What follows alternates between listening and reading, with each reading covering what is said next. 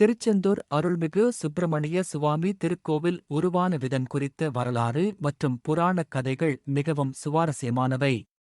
மற்ற 6 படை வீடுகள் குன்றின் மேல் அமைந்திருக்க, இது மட்டும் கடற்கரையில் அமைந்திருப்பது இதன் தனிச்சிறப்பு.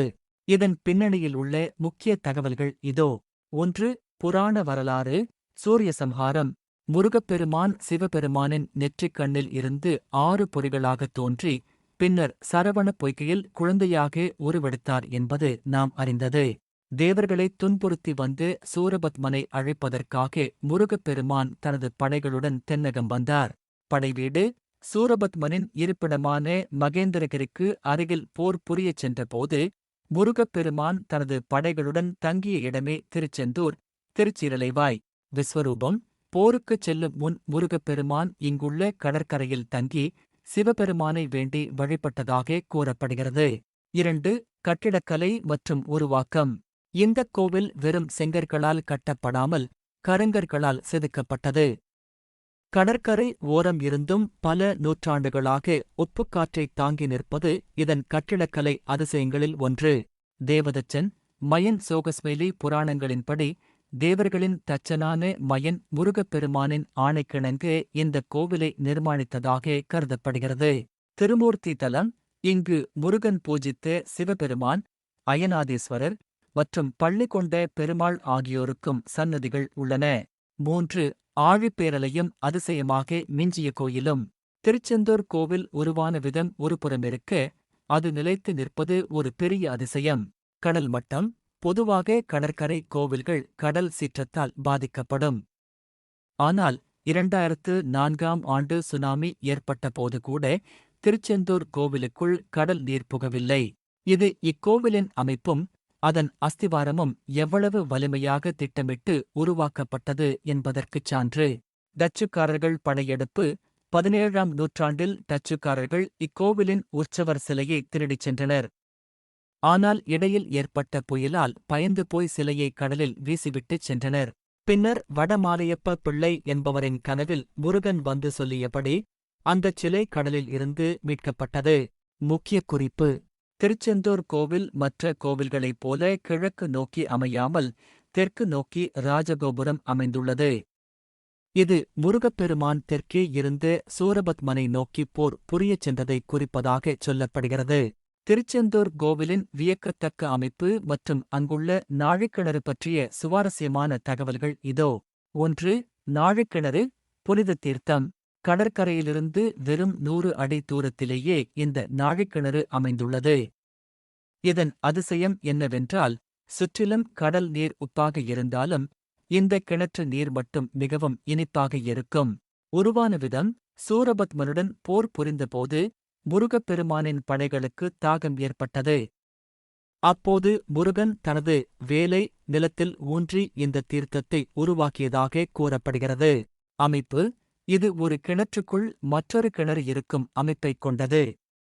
வெளிக்கிணறு உவர் நீராக இருந்தாலும் அதனுள் இருக்கும் சிறிய கிணற்றில் ஒரு நாழி அளவுள்ள கிணறு எப்போதும் சுவையான நன்னீர் ஊற்றெடுத்துக் கொண்டே இருக்கும். 2. கோவிலின் தனித்துவமான அமைப்பு. திருச்செந்தூர் கோவில் மற்ற திராவிட கட்டிடக்கலை கோவில்களில் இருந்து சில முக்கியமான அம்சங்களில் மாறுபடுகிறது. ராஜகோபுரம். பொதுவாக கோவில்களில் கிழக்கு வாயில் வழியாகத்தான் உள்ளே நுழைவோம். ஆனால் இங்கு கிழக்கு திசையில் கடல் இருப்பதால் ராஜகோபுரம் மேற்கு திசையில் அமைந்துள்ளது. தெற்கு நோக்கிய பார்வை. முருகப்பெருமான் தெற்கு நோக்கிப் போர் புரியச் சென்றதால் இந்தத் தலம் சூரபத்மனை நோக்கி அமர்ந்திருப்பதாக ஐதீகம். பஞ்சலிங்க தரிசனம். சண்முகர் சன்னதிக்கு பின்புறம் முருகப்பெருமான் சிவபெருமானை பூஜித்த பஞ்சலிங்கங்கள் உள்ளன. இவற்றை அர்ச்சகர்கள் இரகசியமாக பூஜிப்பார்கள்.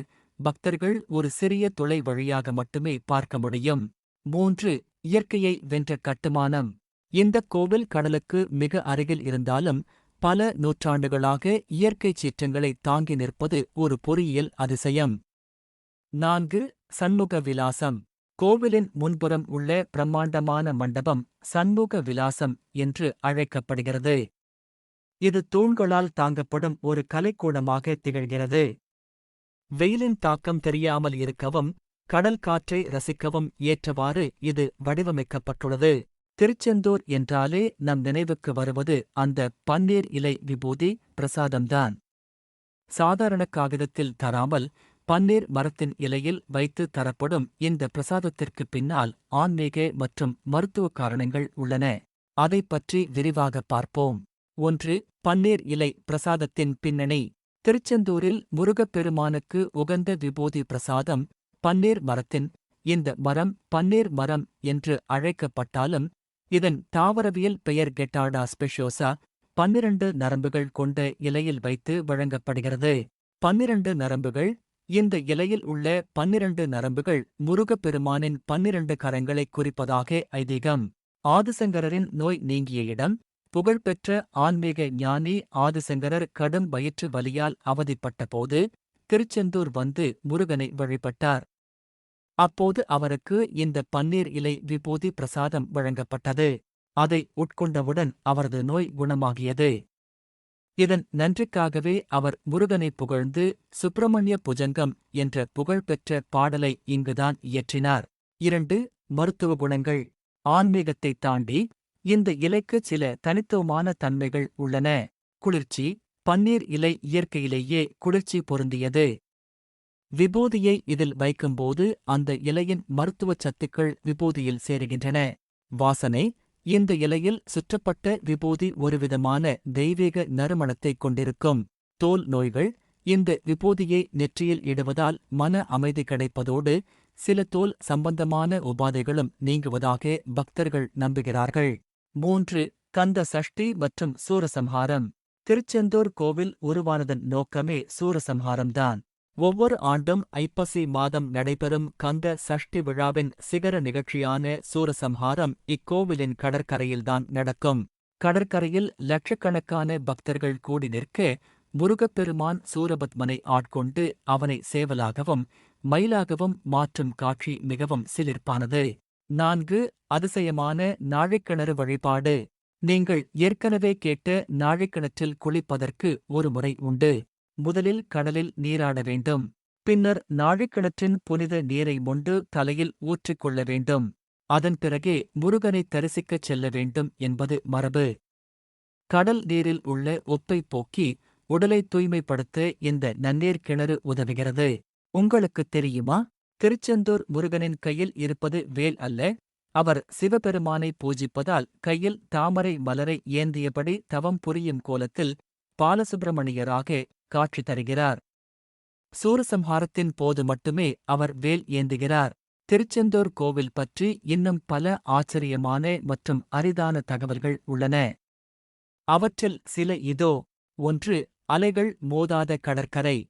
திருச்செந்தூர் கடற்கரைக்கு ஒரு தனித்தன்மை உண்டு. மற்ற கடற்கரைகளில் அலைகள் கரையை நோக்கி வேகமாக மோதும். ஆனால் திருச்செந்தூர் கோவிலுக்கு நேர் எதிரே உள்ள கடல் பகுதியில் அலைகள் மிகவும் மென்மையாக அமைதியாக இருக்கும். முருகப்பெருமான் போருக்குப் பின் அமைதி அடைந்த தலம் என்பதால் கடல் அலைகளும் இங்கே அமைதியாக இருப்பதாக கூறப்படுகிறது. 2. கருவறையில் நடக்கும் இரகசிய பூஜை. முருகப்பெருமான் சூரபத்மனை வென்ற பிறகு தனது தந்தை சிவபெருமானை வழிபட விரும்பினார். அதற்காக அவர் மணலால் லிங்கம் செய்து வழிபட்டார். இன்றும் மூலவர் முருகனின் சிலைக்குப் பின்னால் ஒரு சிறிய அறை உள்ளது. அங்கு பஞ்சலிங்கங்கள் 5 லிங்கங்கள் உள்ளன. முருகப்பெருமான் இப்போதும் அங்கு சிவபூஜை செய்வதாக நம்பப்படுகிறது. 3. டச்சுக்காரர்களும் மூழ்காத சிலையும் 1648 நடந்தது. இது ஒரு வரலாற்று உண்மை. 1648 ஆண்டு டச்சுக்காரர்கள் கோவிலைத் தாக்கி அங்கிருந்த தங்கத்தாலான உற்சவர் சிலையை சண்முகர் திருடிக்கொண்டு கப்பலில் சென்றனர். கடலில் செல்லும்போது திடீரென பெரும் புயல் ஏற்பட்டது.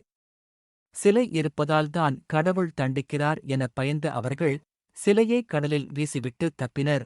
அதன் பிறகு வடமாலையப்ப பிள்ளை என்ற முருக பக்தரின் கனவில் முருகன் தோன்றி கடலில் சிலை இருக்கும் இடத்தை கூறினார். கடலில் ஒரு குறிப்பிட்ட இடத்தில் மட்டும் எலுமிச்சை பழம் மிதக்கும் என்றும் அதன் மேலே கருடன் வட்டமிடும் என்றும் சொல்லப்பட்டது. அதேபோல் அந்த இடத்தைக் கண்டறிந்து சிலையை மீட்டனர். 4. ராஜகோபுரத்தின் அதிசயம். திருச்செந்தூர் கோவிலின் ராஜகோபுரம் 157 அடி உயரம் கொண்டது. இதில் உள்ள 9 நிலைகளும் மாடிகள் 9 விதமான வாசல்களைக் கொண்டுள்ளன. மிகவும் ஆச்சரியமான விஷயம் என்னவென்றால் இதன் வாசல்கள் அனைத்தும் மிகச் சிறியவை. ஒரு மனிதர் குனிந்துதான் உள்ளே செல்ல முடியும்.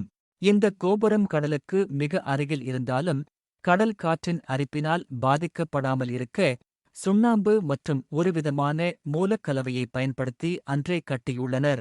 5. வள்ளிக் குகை. கோவிலுக்கு அருகிலேயே கடற்கரையோரம் வள்ளிக் குகை அமைந்துள்ளது. இது முருகப்பெருமானின் மனைவி வள்ளியம்மை தங்கியிருந்த இடமாக கருதப்படுகிறது. இக்குகையின் உட்புறம் மிகவும் குளுமையாகவும் ஒருவித தெய்வீக ஆற்றல் நிறைந்தும் இருப்பதை இன்றும் உணர முடியும். 6. சண்முகர் சிலையின் சிறப்பு. உற்சவரான சண்முகர் சிலைக்கு அபிஷேகம் செய்யும் போது அவரது மார்பில் கை வைத்தால் இதயத்துடிப்பு போன்ற ஒரு அதிர்வை உணர முடியும் என்று அங்குள்ள அர்ச்சகர்கள் மற்றும் சில பக்தர்கள் கூறுகின்றனர். இது அச்சிலையின் நேர்த்தியையும் முருகனின் உயிரோட்டத்தையும் குறிப்பதாகச் சொல்லப்படுகிறது.